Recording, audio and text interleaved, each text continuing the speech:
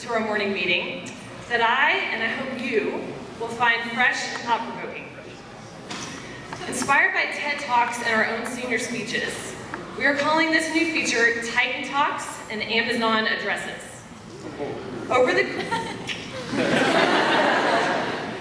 We like alliteration. Over the course of this year, you will see some familiar and beloved faculty faces stand up here to deliver a talk they have prepared just for you. They have been given no rules, no agenda. Their talks probably won't have much, if anything, to do with their academic discipline or their role here at school. As many of you know, and as I discovered last year as I grew to know and love my colleagues, the people who teach you and work among you have talents that aren't limited to these walls, and experiences over the course of their lifetimes that have profoundly impacted who they are today. However, we don't often get the opportunity to hear more. This series allows and even challenges the adults in our community to open up and share something that really matters to them. As you know, giving a speech like this requires courage, vision, and a lot of thought and preparation. We are lucky to have 10 faculty already signed up for this series this year, and even more faculty signed up to introduce them. I have no doubt that you will find their talks to be diverse, revealing, and worth listening to. I thank you in advance for showing them respect, and I hope that you will find time afterwards to thank them for sharing part of themselves with you. Our speakers this year include Mrs. Catlett, Mr. Jackson, Mrs. Long, Mr. Pollock, Mr. Morris, Mr. Davies, Mrs. Prince, Mr. Erath, Ms. Calderwood, and Dr. Cayeros White.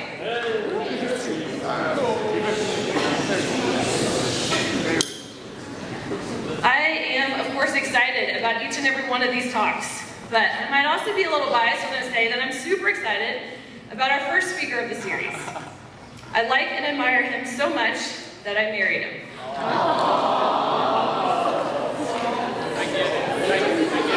Okay. That's it.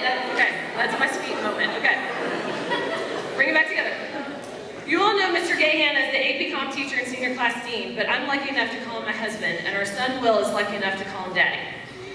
For my introduction of his speech today, I thought I would share with you a few things that you might not know about him. First, he loves cartoons. Only a couple years ago, his parents gave him a Looney Tunes DVD for his birthday, and he practically becomes giddy when he talks about sharing it with Will. Sure, he loves the finest pieces of literature, but come Saturday mornings, he's all about the cartoons. Number two, he's a poet. More impressively, he likes to write in iambic pentameter. Crazy. Every once in a while, I'll see him take a pen to paper with a furrowed brow and an intensity I've only seen matched by his CrossFit workouts. And I know then that he's chiseling one of my new favorite poems. When he dedicates himself to something, he is consistently faithful and focused. He's a die-hard Alabama football, Baltimore Orioles, and Seinfeld fan. But he's also devoted to his parents, sister, and brother, his faith, his work, and our son. When his family moved from Texas to Tennessee right before the start of his senior year, he chose to move with them rather than stay behind with all his friends and finish his high school career there. The summer Will learned to walk. He spent hours every morning, diligently, planned it, every morning encouraging him, practicing baby steps with him, holding his hand until Will developed the confidence to let go. If you look at a picture in his classroom, it's the picture of the moment that Will learns to walk, and he's walking towards Mr. Gahan, and I love that moment. He prays with Will every night, and he makes his lunch every morning. He's a loving dad, a thoughtful educator, and a truly good person. I'm honored to call him my colleague and my husband, and I'm thrilled we all get the opportunity to hear him speak today. Mr. Gahan. Thank you, Sarah. Too kind. So anyone who has spent any time with Mr. Rich knows he is a web-savvy guy. Whereas I'm cranking up egg timers in my room to time things or using my phone, he has found this cool program with evocative designs and sound effects to count off blocks of time. A few weeks ago, the English department was doing some work in his room, and he set up this timer with a long fuse connected to one of those bowling ball-shaped cartoon bombs. Anyway, the fuse slowly burns on his giant projected screen as the time ticks away, until, boom, the moment comes. And this loud explosion of sound and color startles the heck out of you, and time is up. I bring up this peculiar image now because this silly but sort of ominous picture has been at the forefront of my mind as I've composed this talk. I've got a handful of minutes to stand before you as someone who cares about you and tell you something that I think is important. And I think there are reasons beyond just the obvious ones, like being in front of a bunch of people, that I feel some pressure. You see, this is my 13th year as a teacher, which means that I've spent more of my life teaching, coaching, and just spending time with kids like you than anything else in my life. Some of you are probably snickering at this point, thinking, man, that's sad.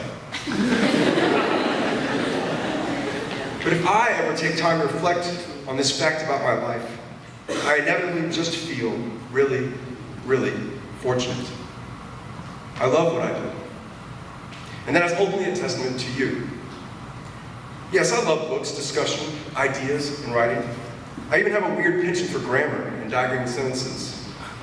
But mostly, and I'm confident all of your teachers feel similarly, I love my work because I genuinely enjoy working with and spending time with you. You are all smart, curious, ambitious, funny, caring, enthusiastic, and downright fun people to be with. You bear a mark of that which is truly good in life, and frankly, I feel lucky to bear witness to that goodness day to day. You are easy to like and easy to care about, and that is why so many, like myself, do. But as wonderful as you are, and indeed you are innately wonderful, that intrinsic quality by itself will not be enough.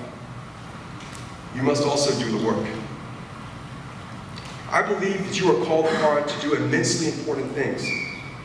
And whether that is to run a business, raise a family, care for a relative, serve our country, or build up a community, that work will require more than just being a wonderful name on a roster. More often than not, it will require digging in and grinding things out. It will require working hard. I believe this, and really the more I unpack why I believe this to be true, that you gotta work hard, the more I see this fact of life as an unexpected blessing. With the time I have left, I will try to explain why I think this virtue of hard work is so important and ultimately so good for us. I will start off pretty practical, and then with any luck, I will make my way to some more hopeful, even romantic considerations about our life and work. Let's deal with the practical first. While the world we share has many sublime and magical elements within it, a lot of the contexts you'll encounter are, at their core, pretty utilitarian.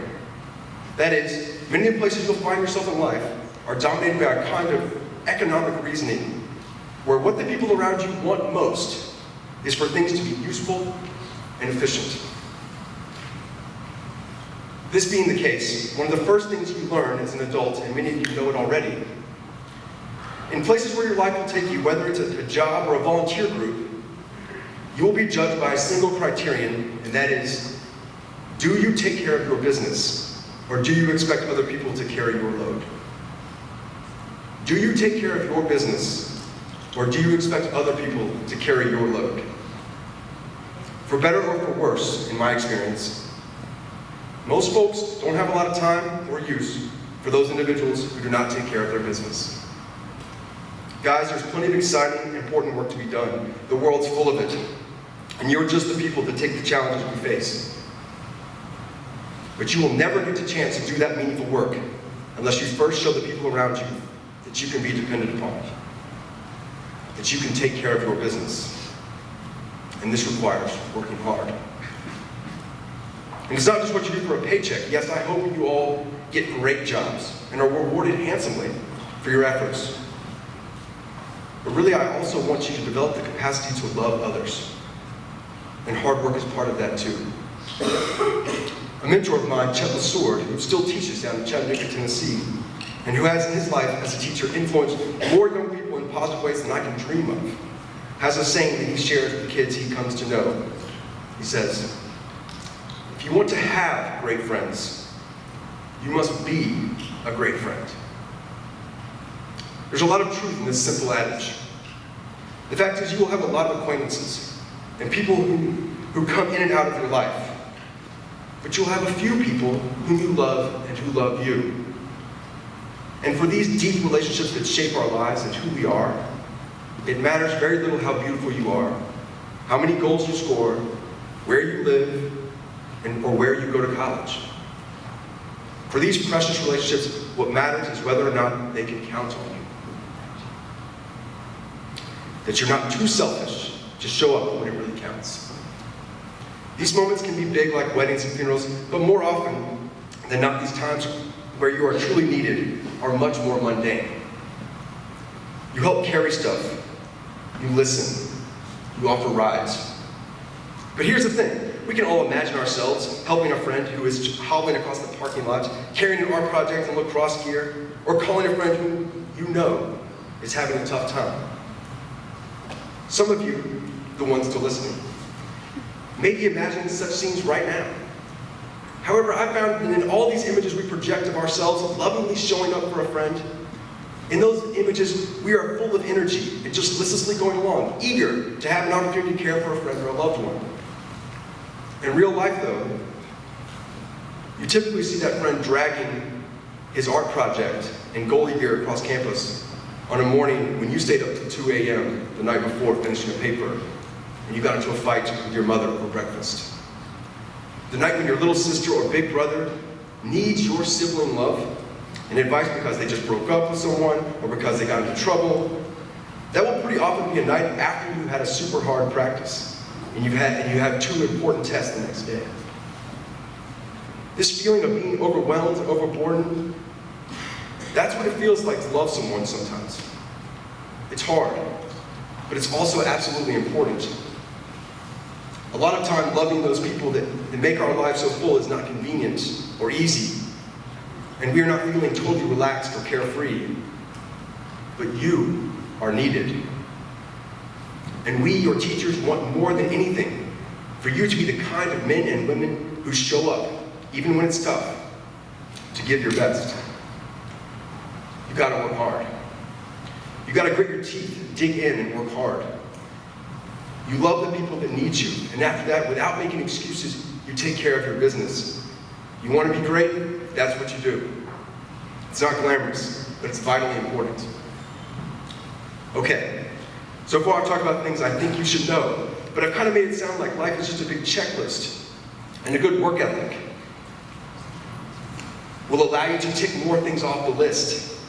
That's only part of it. The big reason I want you to learn to work hard, the whole reason I thought to talk about this subject, is that you guys owe it to yourselves to keep learning for the rest of your lives.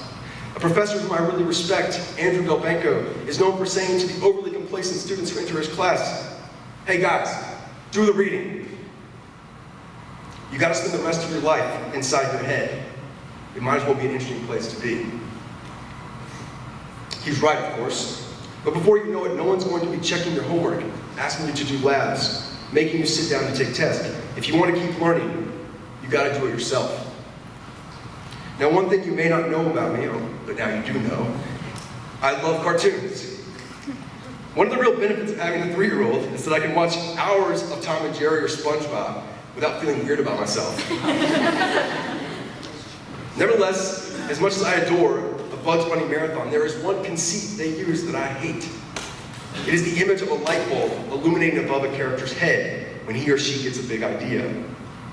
There's too much fallacy in this image. It suggests that terrific ideas and moving insights come to us spontaneously. They're just matters of luck. The lightning bolt of wisdom or creativity either hits you or it doesn't. Let me assure you, that is not how knowledge and wisdom work.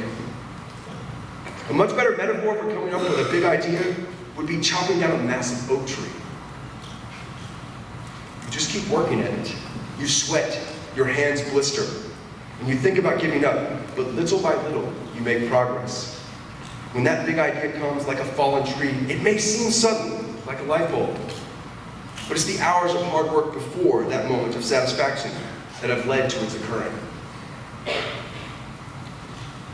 My little brother described this experience for me clearly recently as he recounted some of his adventures abroad.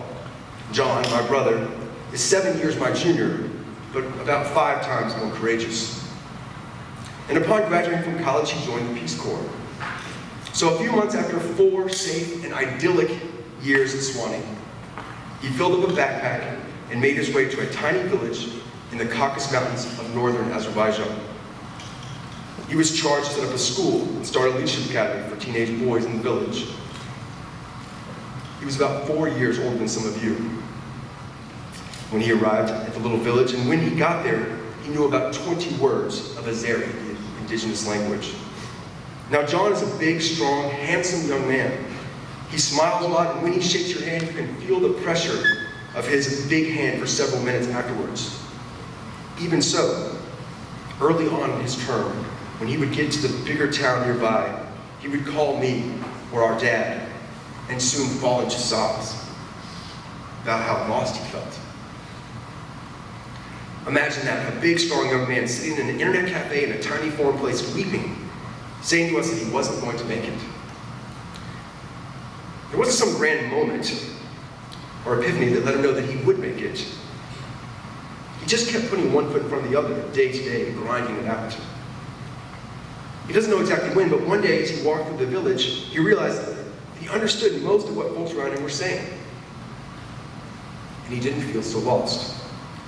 Somehow, by putting one foot in front of the other, his situation, which had before seemed totally chaotic and frightening, suddenly had possibilities he could not see before. Work has an essential role in this realization of possibilities. I believe it is through hard work that we see hope and potential in the world and in ourselves that make us yearn for more. It is the 5th hour on a Saturday afternoon in the library, or the 46th morning in a row of getting up for swim practice, or the 6th attempt at a scene in a hot, tired rehearsal. It is mundane stuff, and it's exhausting. But this is where the magic happens. Because in these moments of exhausted, blistered work, we are apt to step outside the small, selfish world of our own wants and step into the world as it truly is. Big, rich, and full of wonder. John Keats, the incredible romantic poet, wrote a lot of super complicated poems, but one of his simpler ones describes this experience perfectly. In this particular sonnet, he describes the experience of reading Homer. Now, Keats was a really, really smart guy. Truth be told, he was kind of a freak. He wrote some of the greatest poetry our language knows when he was just a hair older than you guys. Anyway, he read a lot of books and had been steadily building up his repertoire until he, on this day, describes in a poem, on a day, he described this poem where he read Homer with a friend. On this night, for whatever reason, even though he had read tons before, he took in the ancient lines of the Iliad and the Odyssey, and something big happens. He offers this analogy to explain his experience. He says he felt like a Spanish explorer who toiled months upon months across the Atlantic Ocean, who then got to this new world and marched across the rugged terrain of what is now Mexico. The stout explorer is tired and dirty. He's probably lost some men and has undoubtedly faced a lot of fear. But he keeps putting one foot in front of the other. And then it happens, just not like he expected. The explorer climbs a tall mountain on a clear day, and he is sure that he is finally reaching the end of his journey, thinking, finally, I'm going to have this thing conquered. But then he gets to the crest of the mountain and sees the Pacific Ocean. It's beautiful, but it's also terrifying. You see, this tired, beaten explorer thought he was towards the end, that he had worked and seen it all, but on the mountaintop, he sees that he was not even halfway. He thought the world was this big. But in the crystal clear moment, his hard work had brought this explorer to see that the world is so much bigger than he had imagined. It was twice as big as he thought, maybe even more. I imagine the same thing happens to Keats. He was a cocky kid like you. And I imagine him thinking as he picks up the Iliad, I'm getting this. You're pretty smart. And then his hard work reveals to him that he's not even close. That there is so much more to know. I'm here to tell you what happens to Keats and the explorer in this poem is what your teachers and I desperately want for you. You see, once you get a glimpse of how big and rich and how full of wonder the world is, you will never be willing to live in the small world again. You cannot unring that bell, and you will know, not hope, but know, that the world and your life can never be exhausted or empty. That you have only begun to scratch the surface of what is possible.